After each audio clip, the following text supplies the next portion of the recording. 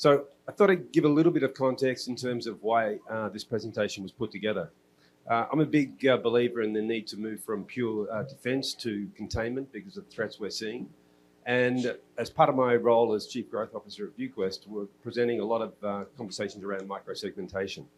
And whilst the audience were very interesting, the sense of urgency wasn't there. And I thought that most people, many people, are actually missing the key threat, which is the rate of change of AI, the rate of increase of capability, and how that's impacting and providing leverage for bad actors.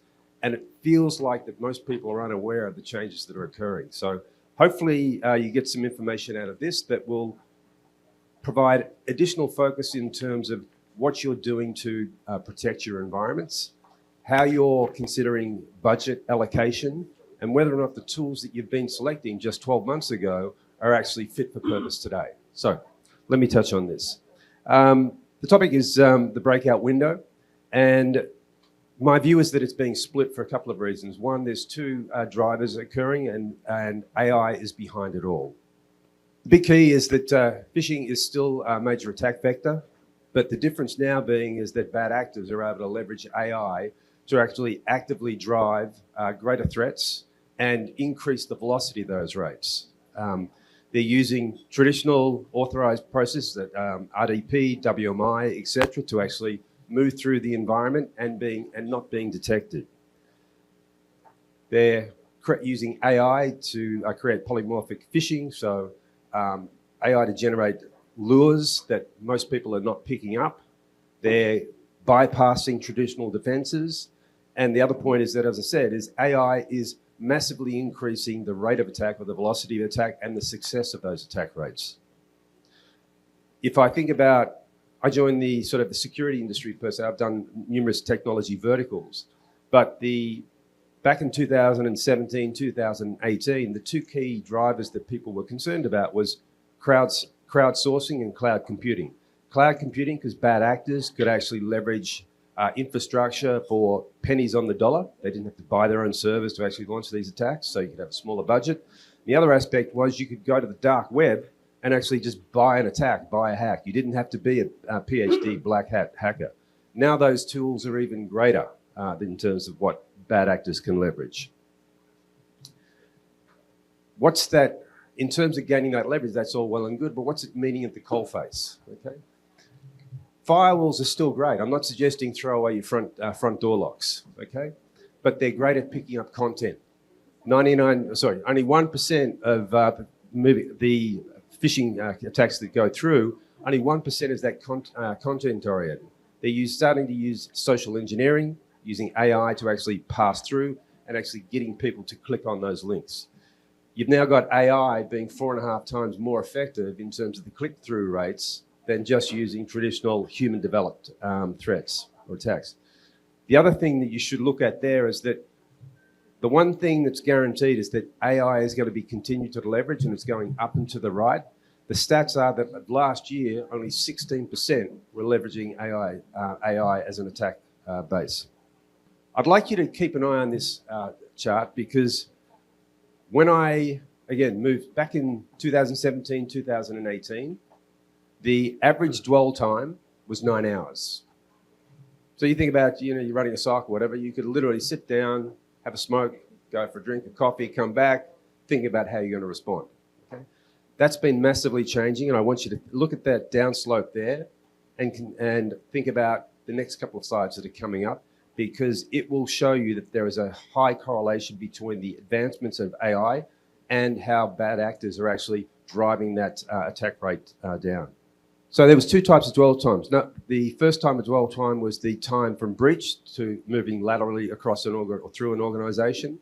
Another point of dwell time is the amount of time a bad actor can stay undetected. Again, look at the time frame, 2023, where we're actually getting a decrease. So defenders were getting better at identifying threats. All of a sudden, AI, the ChatGPT moment comes along in 2022, 2023, and Mandiant says all of a sudden that is starting to increase again. There isn't any coincidence.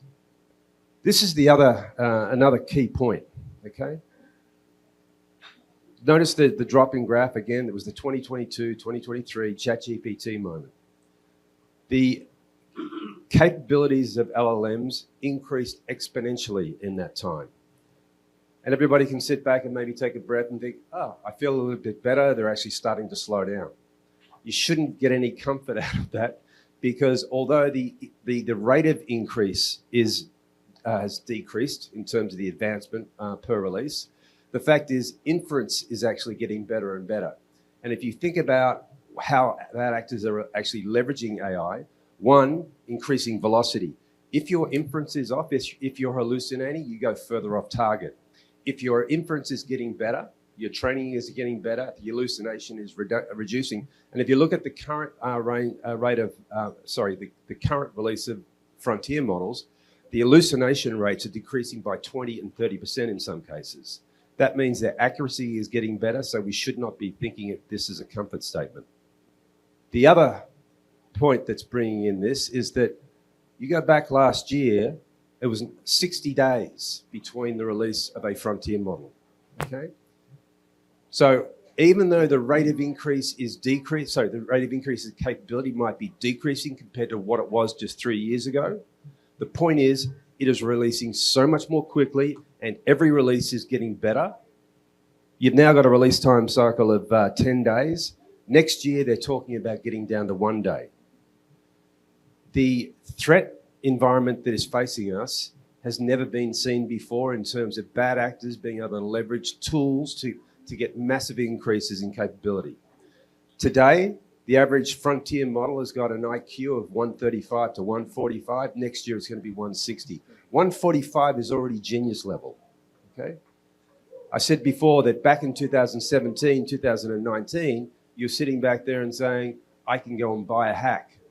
You can know now, you don't need to buy something. You can just go onto Claude and try and design it yourself. And you're going to get an IQ 160 person, effective person, AI person, delivering that content for you. What's that meaning in terms of response time? Back in the old days, in fact, the next slide talks about it, you had CrowdStrike's gold standard, which was 1-10-60, one to detect, 10 to investigate, and 60 to respond. That model is dead today. Your average dwell time is now 29 minutes. That's the average. So half is greater than that, half is slower than that.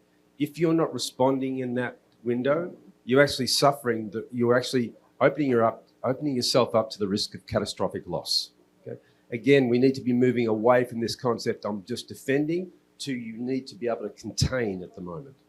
As I just spoke about, we need to be thinking about how we move away from that, and I believe that you need to start thinking about containment, which is why I believe microsegmentation is a key play.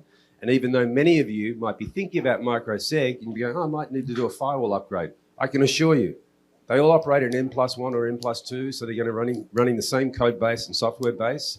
That's not the thing that's going to protect your environment. Now, there is a third front that everybody needs to be thinking about. Remember the days of shadow IT? Right? People have had started up back in the day, you'd have a server on the desk, go and do your own thing.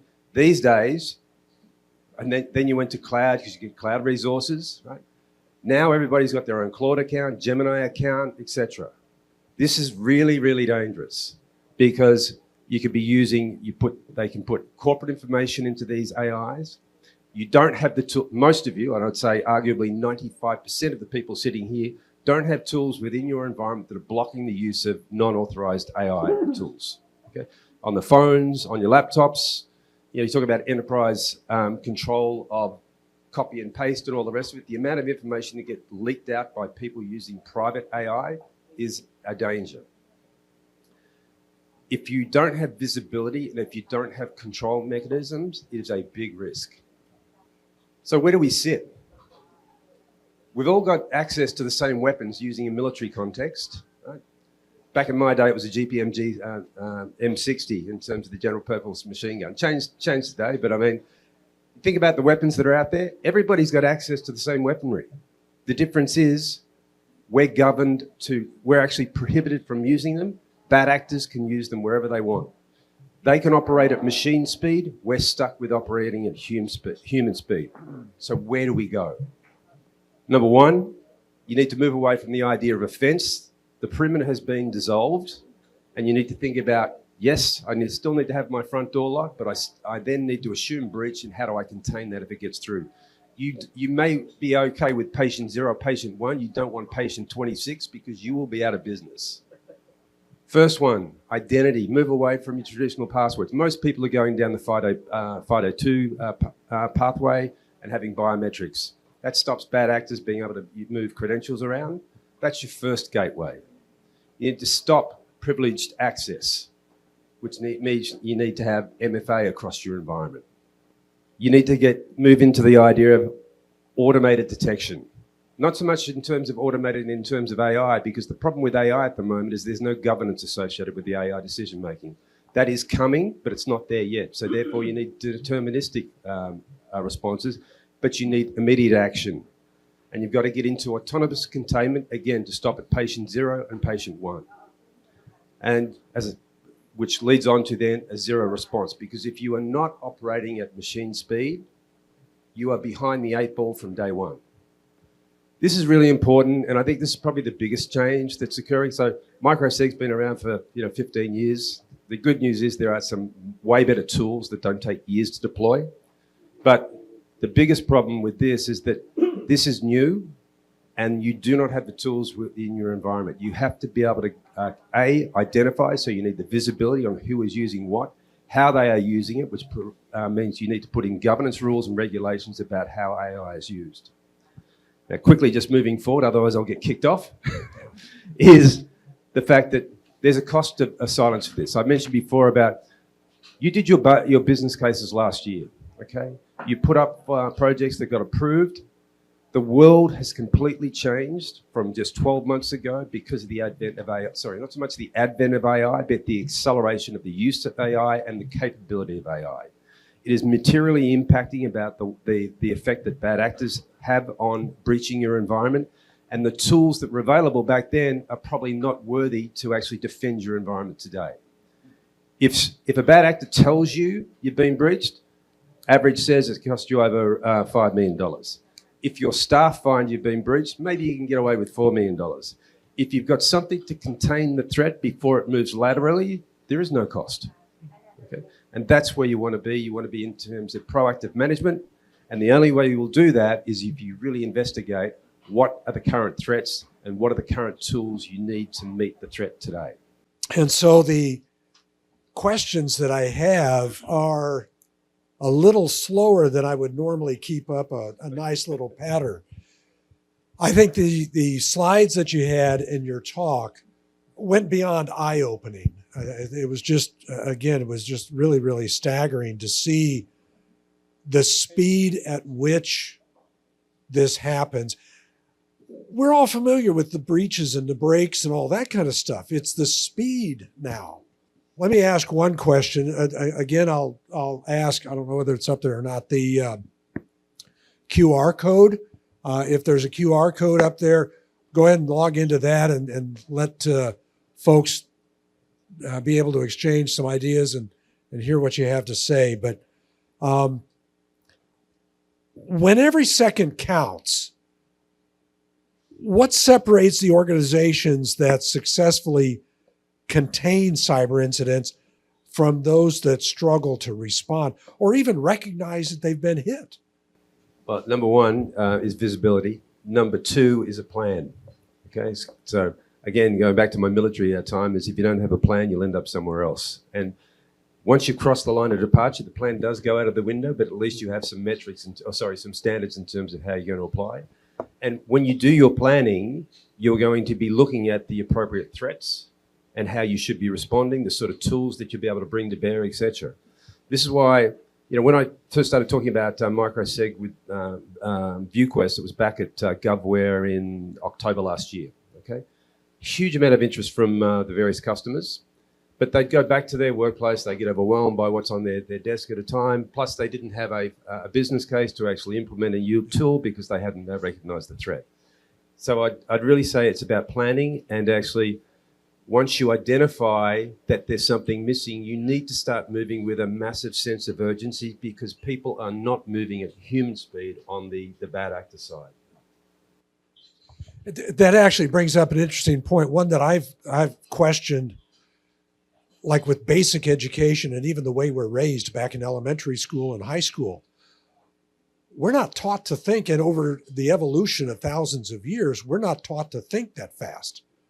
And so our ability to move rapidly is not, it's just not ingrained into us.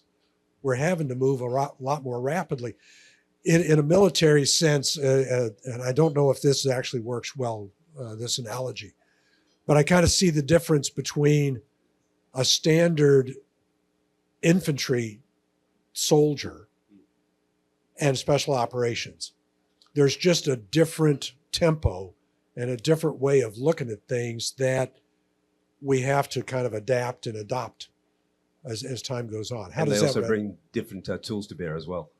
Yeah, I think that's an interesting point, and that's where I look at the idea that came out of the Menti here. The biggest word, the hot word that we have, is the detection, and then next would be the continuous monitoring and visibility. How do you react to those being the biggest points that our audience today or the participants have brought up? That this idea of detection and then continuous monitoring and visibility. So the continuous monitoring, that's part of one of the mantras of Zero Trust, and I think it's absolutely critical. And that aligns to what I was talking about, visibility. But you can monitor something, but if you can't stop it, then you've got a problem. Okay, which is why I said, don't take my word for it. Look at the stats. Breaches are increasing. The attack velocity is increasing. Ransomware amounts are increasing. If you don't assume a breach and then have a method for actually containing it when it happens, then you can monitor as much as you like, but you're going to be in a lot of trouble. Simply taking a point is that I'm going to block because I can monitor something. The stats show that is failing.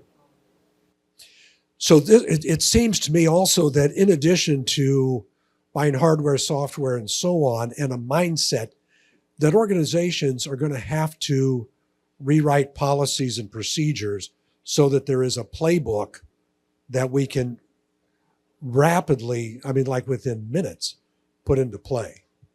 Again, because of the shifting sands that's occurring with the leverage of AI, the tools are there. Whatever you're using today, it's the worst they'll ever be. Tomorrow they will be better, and the week after that they'll be better again. Okay. The idea of sitting back and considering and pontificating, the time to act is actually now about how you respond to something that is 3x better in 6 months' time, because that's literally what's happening at the moment. Wow. How do we exercise that? How do we practice that? This is a longer conversation because I've just gone through, I've got a startup in the US, and we've completely transformed from a traditional tool to a full AI stack. Okay. And with respect to many of the operators in the room, there's probably subject matter experts here. They are often the single biggest point of friction in terms of adoption of new process and procedure.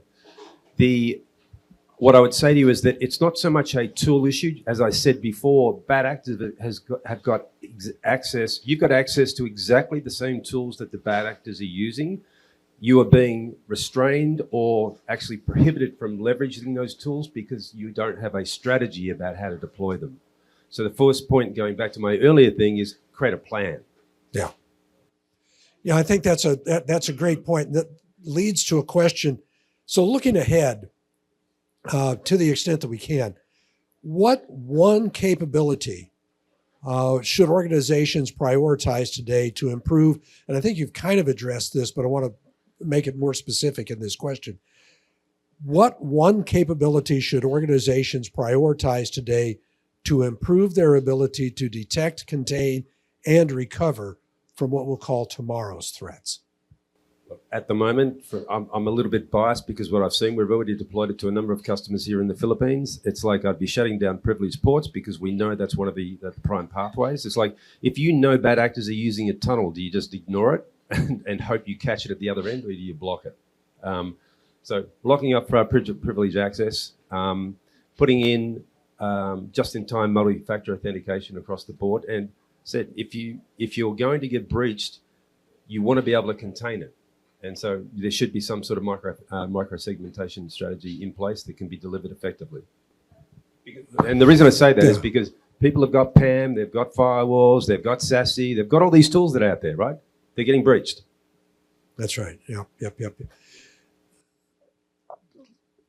I mean, I'm still staggered, and that's one of the reasons why I'm kind of stuttering right now, which I don't normally do.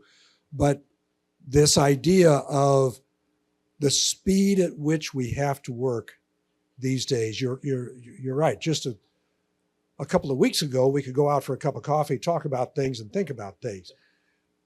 This afternoon, we can't. It's not even like tomorrow's issues. It's this afternoon. Can I just give you the problem statement that hopefully is a good analogy? The way most people use AI at the moment is to ask it a super hard question, right? So they'll spend quite a bit of time thinking about, I'm incredibly intelligent, I'm going to ask this brilliant prompt, and it may well be, but AI is going to come back to you in 2 minutes and 30 seconds and said, what next? I don't think I have any more questions. Well, I've got a ton of questions. I don't have any more seconds. So we're going to go ahead and call it a stop on this. However, this fits back to the exchange, engage, and question idea that we spoke about earlier. Peter will be around for a while. We've got until, I think, 1 o'clock for the entire session today. Peter will be around for a while. We've got some other speakers that we need to bring up. I'm glad for that. I'm sorry to have to ask you to move along, though, because this conversation needs to take a lot longer, and there's some time for digestion as well. So I really appreciate your time today, answering the questions, and just opening my eyes to a lot of new things. So with that, Peter, thank you very much for your time today. Thanks very much, everyone. And look forward to continue talking. Thank you very much. In today's digital age, connectivity fuels your business, and security protects what you've built. For over 20 years, ViewQuest has helped build a safer, stronger internet to power a better world. Headquartered in Singapore with operations across Asia, we deliver award-winning connectivity and security solutions. We offer a wide range of connectivity options. We secure thousands of sites for businesses that transcends borders, from local enterprises to global digital companies. We engineer bespoke network and security solutions tailored to your unique business needs. Our award-winning private SASE converges networking and security into a single platform. Your needs, your solution, at a cost that makes economic sense. We power and protect some of the world's most demanding enterprises across a range of industries. From securely connecting a Pan-Asian retail group with thousands of stores, to enabling a major Southeast Asian airline, to providing secure connectivity for a global engineering and construction firm. We ensure businesses stay focused on their mission, not their network. Technologies and business needs may evolve, but our commitment is unwavering to connect and protect our customers wherever their business takes them. ViewQuest, where connectivity meets security.